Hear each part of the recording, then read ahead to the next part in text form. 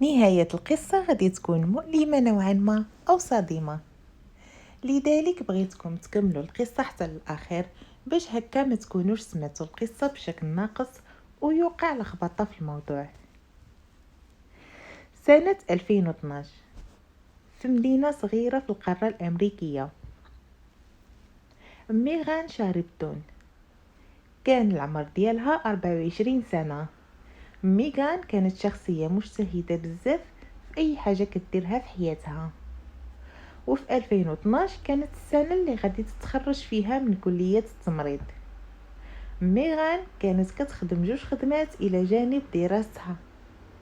الخدمة الأولى كانت ممرضة في دار المسنين، والثانية كانت كتخدم في واحد المطعم كيبيع اللحم، وكانت ساكنة مع صحابها في السكن الجامعي. نهار 1 يوليو 2012 ميغان كانت مخططة أنها تمشي تزور والديها باش تشوف حتى اختها اللي حتى هي كانت عايشة بعيدة على والديها، باش هكا يتجمعوا كلهم وتشوفهم مجموعين. ولكن الخطة تغيرات فجأة، لحقاش تم عرض عليها خدمة جديدة وضروري خاصها تمشي تدير مقابلة مع أصحاب الخدمة، واللي هي غتقوم برعاية مرة كبيرة في العمر، واللي غادي تقبض الخلاص ديالها نهار الاول ديال الخدمه. لهذا كانت متحمسه بزاف للموضوع. اتصلت بماماها واعتذرت منها. ماماها طبعا فرحت ليها وقالت ليها خدمتك هي الاولى، ماشي مشكل نعودوها في فرصه اخرى. من بعد ما هضرت مع ماماها المفروض انها مشات تدير المقابله. دازو ساعات وما كاين حتى شي خبر منها. ما رجعت للسكن، ما كتجاوب في تليفونها على المكالمات. في الاول الاهل ديالها كان كيسحب ليهم غير مشغوله في الخدمه الجديده، ما دققوش بزاف في الموضوع. ولكن ملي وصلت 12 ديال الليل وما كاين حتى شي خبر منها، هنا حسوا ان شي حاجه ماشي هي هذيك. بالضبط في 21 دقيقه كانوا شي مراهقين دايزين بالطوموبيل، واحد منهم اسمه والت. شافوا النار شعلة في الغابة وبين الشجر، والغريب في الأمر هو أن ديك المنطقة كتعتبر مقطوعة، يعني خاوية ما فيها لا ناس ولا ديور. أقرب حاجة للمكان العافية هي الكنيسة، بينهم تقريبا كيلومتر. الأشخاص اللي شافوا النار شعلة اتصلوا بالطوارئ. أول فكرة جت في بالهم أنه ممكن هاد النار تكون بسبب المخيم، شي حد شعلها ونساها، أو شي حد رمى القارو، لأنه هاد المكان ما فيه حتى شي حاجة أخرى تقدر أنها تسبب في العافية. ولكن مني وصلوا للموضع ديال العافية بداو يطفيو النار، اكتشفوا أن الحريق كان كتير. شي حد جاب جثة وحرقها بين الشجر، وهذا الشيء اللي تسبب في انتشار العافية. والجثة اللي محروقة هي جثة ميغان. من بعد التحقيقات الأولية اللي دارتها الشرطة اكتشفوا أن ميغان ماتت في شي بلاصة واحدة أخرى. عاد المجرم جابها لتمك وحرقها، والسبب أنه ما كان معها لا بطاقة الهوية ديالها ولا تليفونها ولا سوارتها، لا معها ولا قدامها. وأيضا كانت شبه عارية، وكانت الجمجمة ديالها متضررة بزاف، وممكن يكون سبب الوفاة ديالها هو الضرب اللي في راسها. لحد الآن الشرطة مازال ما عارفينش شكون هي البنت اللي حداهم، حيث كيف ما قلت لكم ما كان عندها لا هوية ولا حتى شي حاجة كتثبت الشخصية ديالها. وأيضا ما كان عندهم حتى شي بلاغ بشي حالة اختفاء، هادشي علاش ما قدروش يعرفوا شكون هي. فاللي قدرت دير الشرطة هو أنهم جمعوا بعض المواصفات منها ونشروها. ومن بين المواصفات اللي ذكروها هي بعض الوشامات اللي كانت في جسمها. كان وشم في رجليها، والوشم الآخر في الرقبة ديالها، الشكل ديالو شكل نجمة. مامات ميغان شافت الخبر في الفيسبوك، وطبعا بما أنها هي ماماها أكيد غادي تعرف المواصفات ديال بنتها. فكيف ما قرات المواصفات عرفت أنه الضحية اللي كيتكلموا عليها هي بنتها. حاليا اللي عارفين أنه ميغان كانت غادا لمقابلة عمل، واللي ما عارفينوش هو واش فعلا ميغان وصلت المقابلة ولا لا. واش الشخص اللي كانت غادا عنده للمقابلة هو المجرم أو وقع ليها شي حاجة أخرى في الطريق؟ لحد الآن مازال ما عارفينش، ولكن الشرطة بدأت في التحقيق مع الناس اللي قرابين ليها. وأول شخص كان اسمه كريس، لأنه كان عنده معها علاقة، واللي هو أيضا واحد من الناس اللي كانوا ساكنين معها. وأخت ميغان قالت أنها شكا فيه بزاف، وحتى هما حاولوا يهدروا معاه قبل الشرطة، والسبب أنه كانت علاقتهم مرونة شوية وفيها مشاكل، لذلك شكوا فيه أنه يقدر يكون هو دار ليها هادشي بنية الانتقام مثلا. ملي سولوه الشرطة على ميغان قال لهم أنه حاول يتصل بها في نفس النهار اللي مشات فيه للمقابلة وما كانتش كتجاوب، لذلك كان كيسحب ليه مشات عند عائلتها وما عارف عليها والو. الشرطة دخلوا للسكن اللي ساكنين فيه، لقاو شوية ديال الدم وشي إبار وحقن. وجود هاد الأشياء هي اللي زادت الشك في الشخصين اللي ساكنين معاها، لذلك الشرطة زادت حققات معاهم كتر. في الوقت اللي كانت الشرطة كتحقق معاهم لقاو طوموبيل ميغان مباركية في الطريق. طبعا ملي لقاو الطوموبيل فتشوها مزيان على أمل أنهم يلقاو فيها شي دليل. أول حاجة لقوها هي واحد الورقة مكتوب فيها عنوان، وما كان حتى شي حاجة أخرى غريبة في الطوموبيل. الحاجة الوحيدة اللي ممكن يستفدوا منها هي العنوان اللي في الورقة. طبعا كانوا غادي يستفدوا من العنوان في حالة كان العنوان صحيح، لأنه تبين لهم بعد ما بحثوا أنه العنوان اللي في الورقة عنوان غلط وغير صحيح. دابا خليونا نرجعوا شوية عند الأشخاص اللي ساكنين مع ميغان. الأول هدرت ليكم عليه اللي هو كريس، أما الثاني اسمه روبي. ملي كان روبي في التحقيق اعترف أنه داك الحقن وداك الشيء اللي تم العثور عليه أثناء التفتيش السكن ديالو، وأنه مدمن، وكذلك بحاجة أخرى واللي هي أنه كان في علاقة سرية مع ميغان. والشرطة من بعد ما عرفوا هادشي مباشرة ظنوا أنه كريس من بعد ما عرف الموضوع قتلها باش ينتقم منها. ولكن فاش قالوا ليه أنها كانت في علاقة سرية مع روبي فعلا تصدم، وقال أنه ما عارف والو على هاد العلاقة. من بعد ما حققوا معاه حسوا به فعلا أنه كان مؤثر بالموت ديالها وبقات فيه. وفي نفس الوقت سولوا عليه في مكان الخدمة ديالو، وتبين أنه في الوقت اللي متوقع تكون وقعت فيه الجريمة هو كان في الخدمة ديالو، لذلك استبعدوه من قائمة المشتبه فيهم.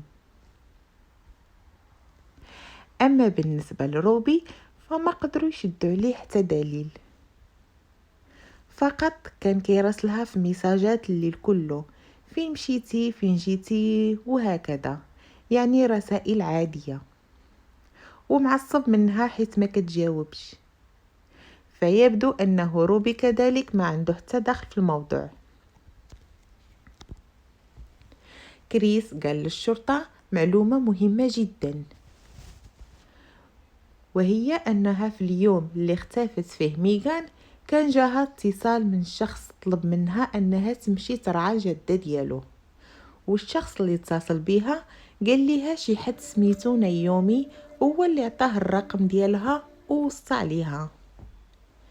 واخيرا الشرطه ولا عندها شي خيط يعاونها في التحقيق، ولاو ضروري خاصهم يعرفوا شكون هي نايومي.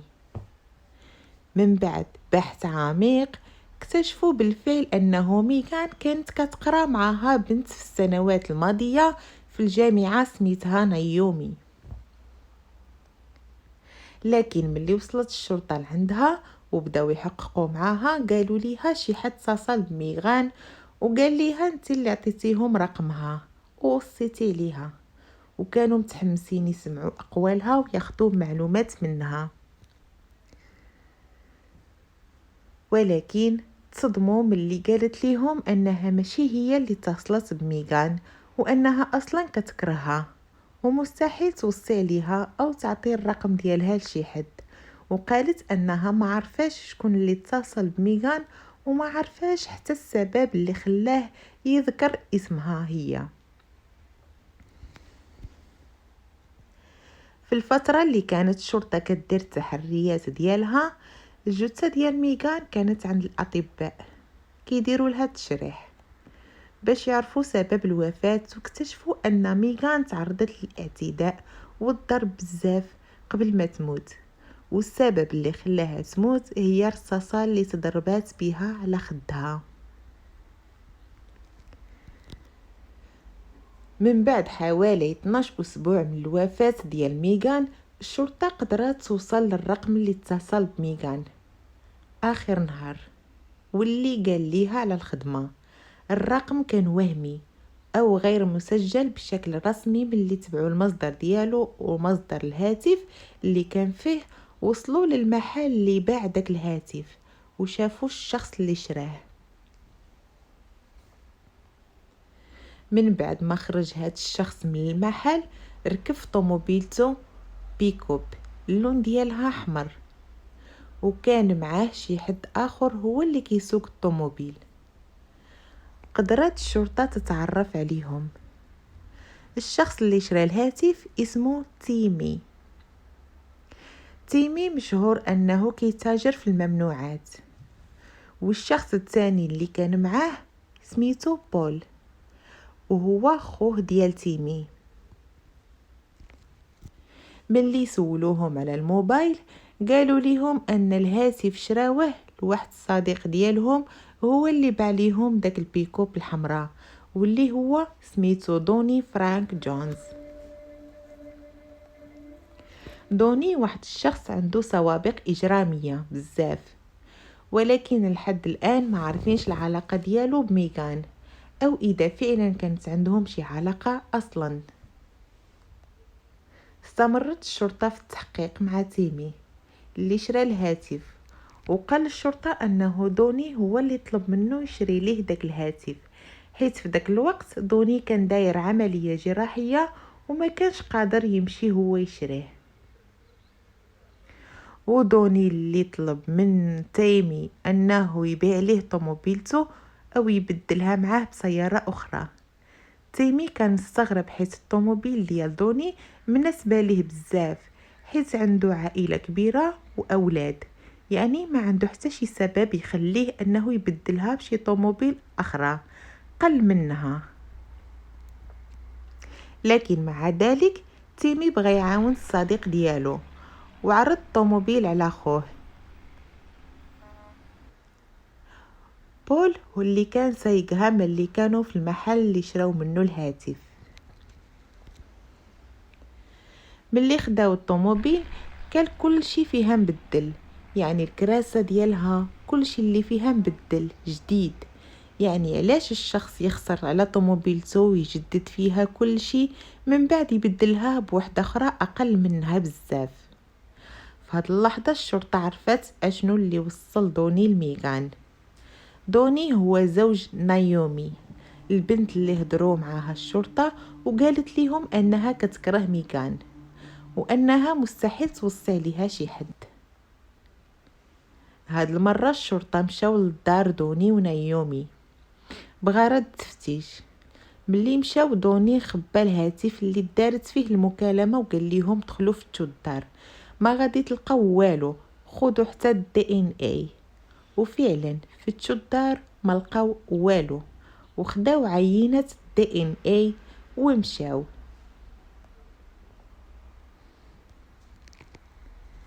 من بعد ما طلعت نتيجة الدي ان اي تبين ان دوني هو الشخص اللي تعدى على ميغان.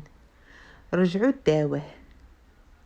داوه للتحقيق، وكان مصر انه بريء وان الشرطة كتحقق مع الشخص الغلط. ولكن ملي وراوه نتيجة التحاليل وقالوا له عندنا دليل قاطع، غير الاقوال ديالو بالزربة، وقال لهم انه فعلا كان في علاقة سرية مع ميغان، وحتى حد ما عارف هادشي علاش الدي ان اي ديالو كان في ميغان.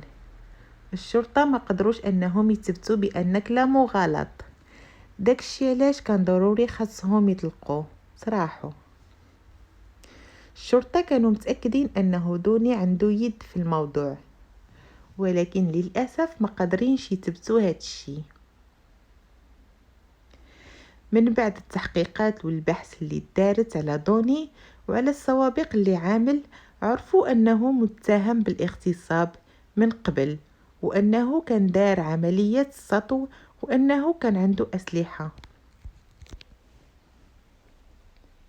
مع أن الموضوع خدا منهم تقريبا 4 شهور، ولكن أخيرا الشرطة قدرت تثبت أنه الرصاصة اللي قتلت ميغان هي نفسها الرصاصة اللي كانت السلاح ديال دوني. وأيضا قدروا المحققين يجمعوا المعلومات GPS للأماكن اللي مشى فيها دوني يوم الحادثة. تبين أنه الهاتف اللي كان غير مسجل والرقم المسجل باسم دوني كانوا في نفس الأماكن، يعني كيتحركوا بجوج مع بعضهم.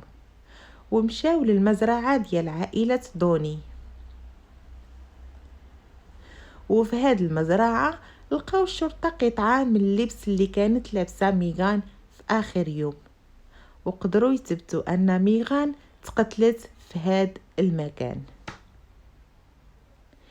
تم اتهام جوني بتهم الخطف والاغتصاب والقتل.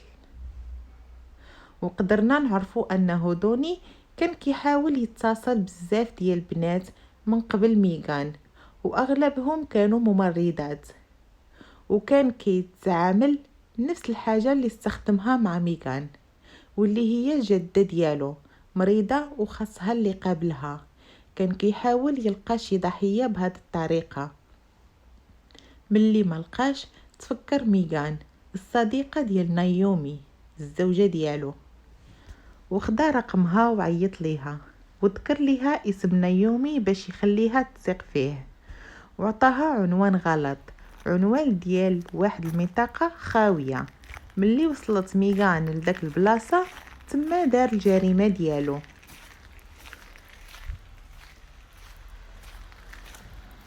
واخيرا تم الحكم على دوني بالسجن مدى الحياة، مع عدم القدرة على الافراج عنه. ولكن من بعد ما اعترف وتصدر الحكم غير الاقوال ديالو، وقال انه اعترف تحت الضغط، لانه عائلته والزوجة ديالو كانوا مهددين، وانه اضطر انه يعترف باش يعاون عائلته. ولكن طبعا تأكدوا انه كذاب وما تبدل والو في الحكم، وغادي يكمل حياته كلها في الحبس. هاد الفترة كانت صعيبة بزاف على ميغان، خسرت بنتها، شي حاجة قاسية بزاف عليها. هادشي تسبب ليها في اضطرابات نفسية للأسف. في نوفمبر 2013 من بعد ما تشد المجرم وتحكم عليه بالسجن مدى الحياة، والدة ميغان انتحرت. وصلنا لنهاية القصة. نتمنى أن القصة تكون نالت الإعجاب ديالكم. ما تنساوش تضغطوا على زر الاشتراك وتفعيل الجرس وتضغطوا على لايك باش هكذا يوصلكم كل جديد.